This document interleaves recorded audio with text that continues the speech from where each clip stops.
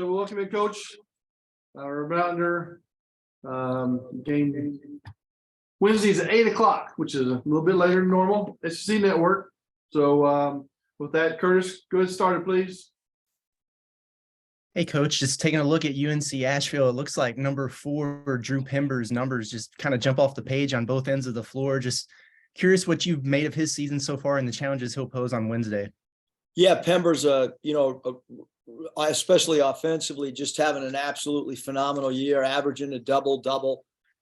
He presents a lot of problems. Obviously, the 17 made threes at 41%, an excellent free throw shooter at 85 plus, and then 89 free throws attempted. He's blocked a lot of shots. 30 blocks is a lot. High steal rate. Can really run the floor. Done a good job as an assist player as well at the center spot. It's not often you see somebody second on a team or third on a team in assists with 23. So, a player that is definitely a guy that can score the ball in multiple ways. And then just with their team as a whole, how do you feel like they might test you a little bit differently than some of the recent games you played? It looks like they might want to play faster than some of the recent competition. Yeah, they do like to play fast. And when you look at some of their scores, 98, against Central Florida, that's a really good team and a program we really respect. 94 in the second game of the year. And then of late, 90, 122, and 94. So this is a team that likes to score the basketball. They like to get out and run, and we got to have great transition defense and obviously we like to run as well. So, transition defense will be a big, a big part of this game as I think they average 83 a game. And then last thing for me, you guys got Jalen Graham 10 to 12 minutes the other night. I know McHale got a look there early in the first half. Obviously, you've got a strong core of guys who are playing really well for you, but I'm just curious, do you feel like there's still maybe a role to be had there in the front court, especially as you get ready for the size of the SEC? Yeah, I think, every game takes on its own identity and like how the guys have played. And it's just about when you get an opportunity going in there and playing well, and we feel like we have good depth. But certain guys are playing really well too, and holding their minutes. And I think as you kind of looking at a player that's really stepped up of late since Trevin Brazil's injury, it's Jordan Walsh. He's eaten up. I think everybody just kind of assumed that another big would kind of eat up some of the minutes and the role that Trevin Brazil had, and Jordan Walsh has been the one that stepped up and taken those minutes and helped us from a scoring aspect and a defensive standpoint. So, Jordan's kind of been that guy right now, Curtis, that's stepped up amongst the group, since TB has been out with the season-ending injury. Thanks, Coach. Bob? Hey, Eric, how you doing? Good. How are you doing? I'm good. Hey, I know we've talked a lot about Devo's defense of late, but I wanted to maybe ask you about that again to get a little more detail. He's a pretty good defense player when he was a freshman. But what level has he taken his defense to another level, or just how important has his defense been of late, do you think? Yeah, I think defensively, Bob, he's one of the best defenders in the country. He understands game plans. He understands spacing defensively. He knows when to gamble, when not to gamble. I think defensively he's as good as any player that we've had here. Guys are different. Jimmy Witt was a great defender as really being solid, and Devo's a great solid defender, and he mixes in that ability to kind of create steals. And again, I think Jimmy Witt was as good at college defenders I've been around. Jalen Tate was incredible, both guards, and Devo's he's just different. He knows when to gamble.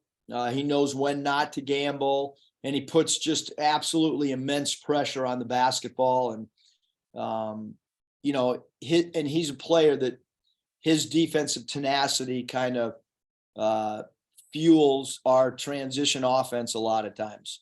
Yeah. Do you think the other guys obviously have the skill set, but do you think Devo, an older guy playing defense like that, do the other guys feed off that, and then maybe the crowd feeds off it, and then you guys feed off the crowd? It's just kind of a, you know, contagious with everybody.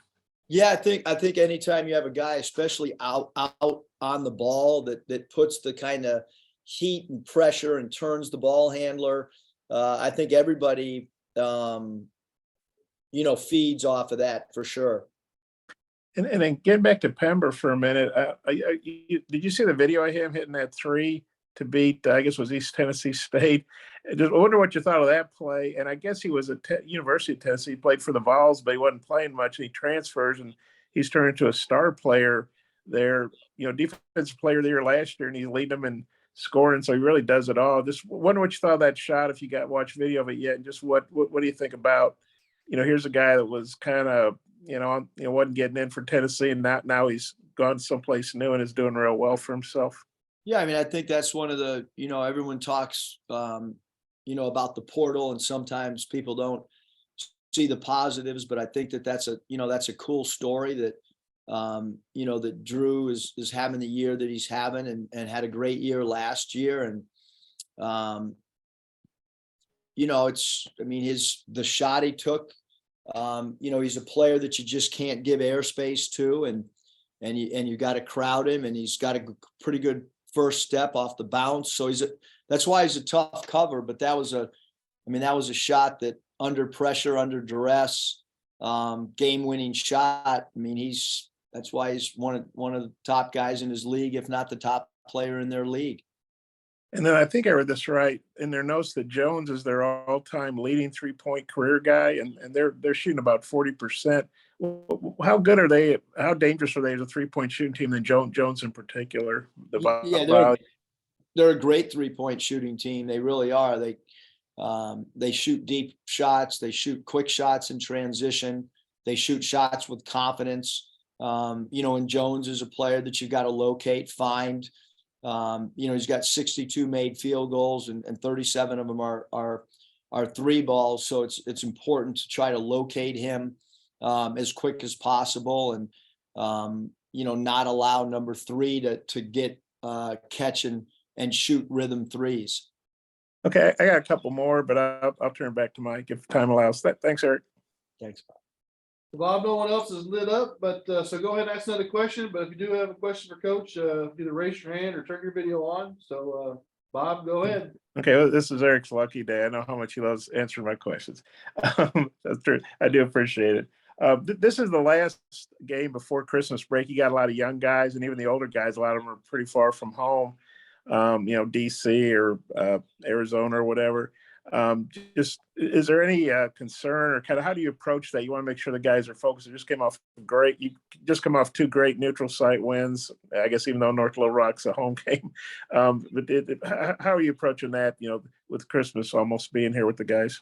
Yeah, only talking about UNC Asheville. That's, you know, I'm not going to talk about anything other than, you know, with our team, anything other than how do we beat Asheville. That's really the one and only concern, you know, that we have right now as a group and as a team. And,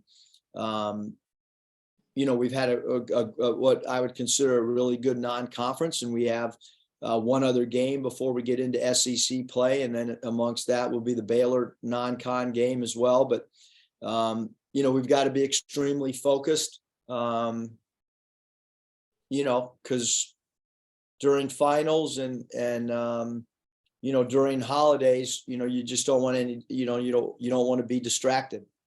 And it's been a while since you guys played in Bud Walton. I mean, how good is it to be back? And obviously it's great to play well away from home. And how have you felt about that? How you guys responded? I mean, you played well in Maui, you played well in Tulsa, played well in North Little Rock.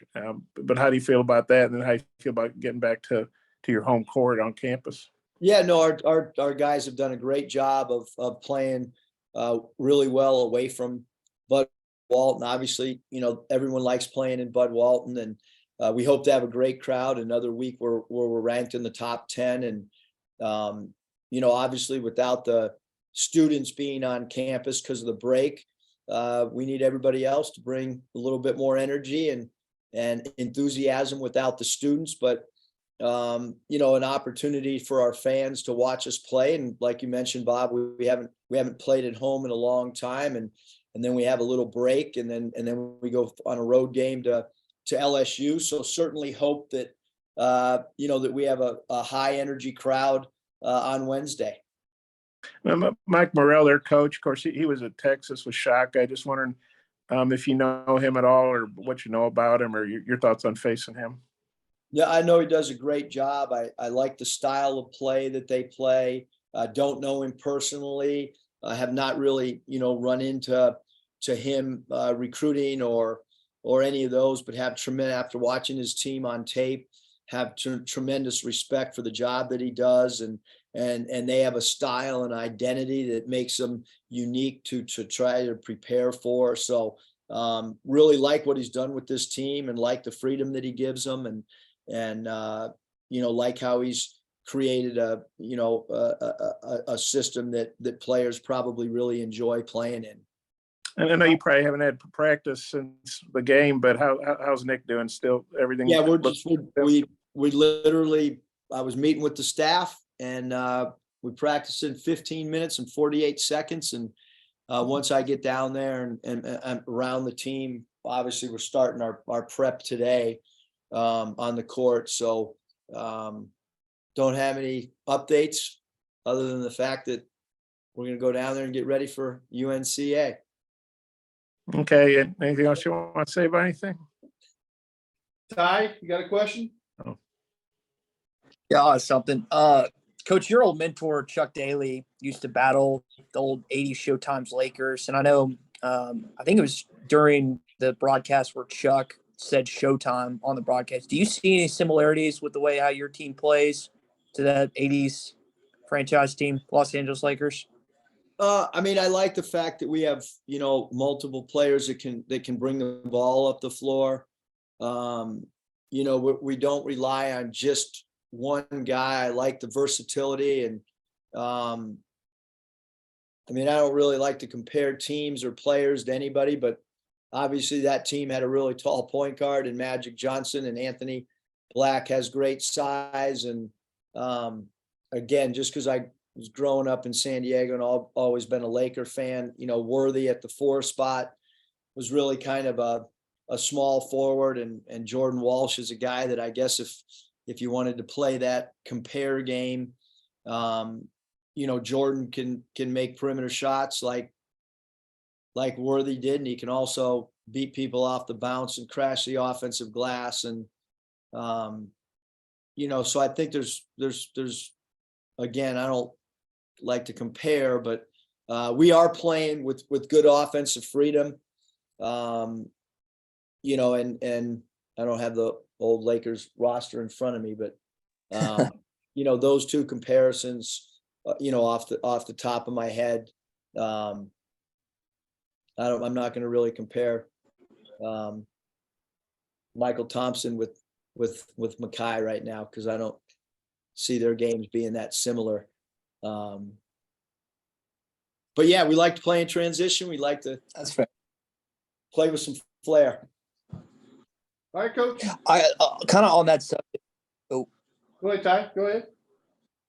All right, last thing. Coach, kind of on that subject. I think I just completely lost my train of thought. That's all right. I do it every time. Don't worry about it. I had something to go off and I can't think of what it was. Thanks, Ty. All right, you guys. Happy holidays.